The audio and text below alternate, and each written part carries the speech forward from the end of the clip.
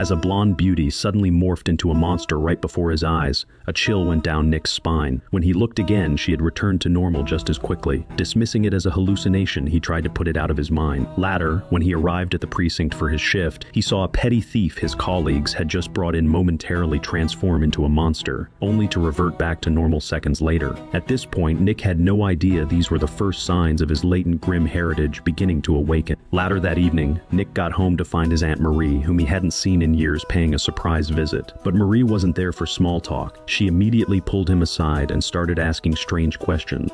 Have you been seeing strange things? Things that you can't explain? Oh, I know it.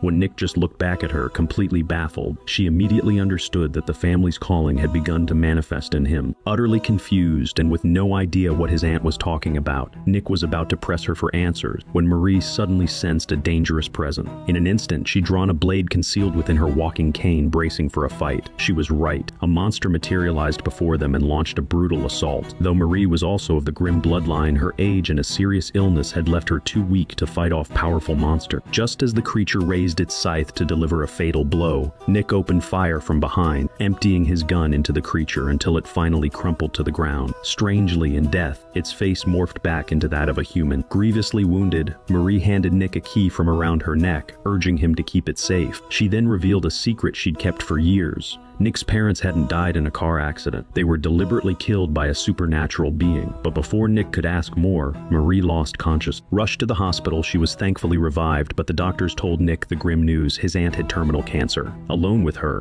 Marie finally explained their family's true purpose. Their Burkhardt ancestors had joined an order of hunters known as Grimms. Those who entered this order could perceive things ordinary people couldn't. These monsters, she explained, sought to conquer the world, destroy humanity, and often preyed on humans for food. The Grimm's mission was to hunt these creatures and drive them out of the human world. Nick was one of the few remaining heirs to the Grimm bloodline, and this fight was now his calling too. Marie knew Nick would have questions. Maybe a lot of them, so she told him to take the key and find his answers in her trailer. When he got there, Nick found the place packed with strange ritual items. The cabinets were filled with various edged weapons and blades. It was like a small armory, but the thing that truly stunned Nick was an old book on the table. It held the secrets of the Grimm family line, along with descriptions of various monsters. As he flipped through the pages, his blood ran cold. There, in the section on witches, was a woman who looked exactly like the blonde he'd seen that morning. Just then, Nick's girlfriend Juliet walked in, asking what he was doing there. Nick couldn't exactly explain monsters to her, so he lied, saying he'd been having trouble sleeping and came to look up some things in his aunt's trailer. Even though Juliet's arrival cut his deep dive into the Grimm world short, from that moment on, Nick's life was about to change forever. He was no longer just a homicide detective. He now carried the dual identity of a Grimm hunter. Elsewhere that day, a woman went for a run in the woods, wearing a red hoodie. She noticed a doll lying on the ground. Curious, she bent down to pick it up. In that instant, a fast-moving figure tackled her to the ground, followed by the roar of an animal and her terrified screams. When police arrived at the scene, only a severed forearm was found. Based on the torn wounds, it looked like she'd been attacked by some kind of animal. But strangely, there were no animal tracks at the scene, just a single set of human footprints. Nick searched the undergrowth and found the woman's MP3 player, still playing the song she'd been listening to before she died. Soon after, Hank got the footprint analysis back.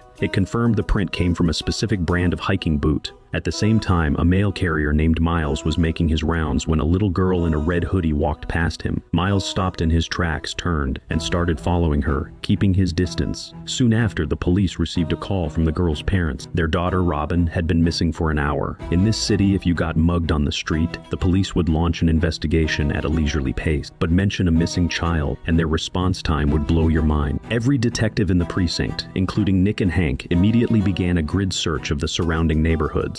Soon after, Hank found a backpack in the woods near the residential area. The name on it belonged to the missing girl, Robin Howell. The scene was also marked by a large number of clear footprints, identical to those found at the previous crime scene. Following the footprints, Nick made his way through the woods and into the nearby neighborhood. That is when he spotted something strange. As a boy in a red helmet walked past a man named Eddie, the man instantly transformed into a wolf-like monster. But the creature was highly perceptive. It quickly spotted Nick standing in the distance. Nick rushed after him, bursting into Eddie's house and pinning him to the floor, demanding to know where Robin was. But when other officers arrived, they found no suspicious evidence in Eddie's home. He didn't even have a criminal record, with no solid proof, and Nick, unable to to just say Eddie was a monster. They couldn't make an arrest. Still, Nick was convinced Eddie was involved. He went back to Marie's book and found the answer. According to the book, Eddie was a type of monster known as a blood wolf. It specifically noted that blood wolves were vicious by nature and highly sensitive to the color red. Desperate to find Robin, Nick slipped back to Eddie's house. He soon noticed something odd when Eddie needed to pee. He deliberately went out back instead of using the bathroom, like a dog marking his territory. Eddie caught Nick's scent and quickly went back inside, just as Nick was about to keep watching him.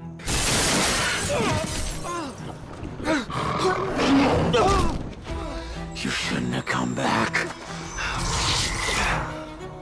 But it turned out Eddie was just messing with him. He didn't actually mean to hurt him. Then Eddie invited Nick inside and came clean about being a blood wolf. Since Eddie knew so much about the world of the Grimms, he was like a walking encyclopedia on all things Grimm. But Eddie had turned over a new leaf and become a vegetarian. He no longer hurt humans. When their eyes met earlier, he'd instantly recognized Nick as a Grimm, and a rookie one at that, with his bloodline just awakened. Otherwise, he'd have been dead by Nick's hands. That is why Eddie hadn't been afraid when he ran into him. Nick wanted Eddie's help finding Robin. He'd figured out that Eddie's backyard bathroom break was him marking his territory, which meant there were other blood wolves nearby. Eddie didn't want any trouble, but under pressure from Nick, he reluctantly agreed to help. Meanwhile, back at a small cabin in the woods, Miles the mailman, the one who'd taken Robin, returned home. Under his rug was a hidden trapdoor. He was keeping Robin in the basement. Like Eddie, Miles was a blood wolf. He'd already killed and eaten an adult woman earlier that day and wasn't hungry yet, so he was keeping Robin down there for now. Later, he put her red jacket in his closet. Judging by the closet full of red jackets, he'd taken many people before. Back in the woods,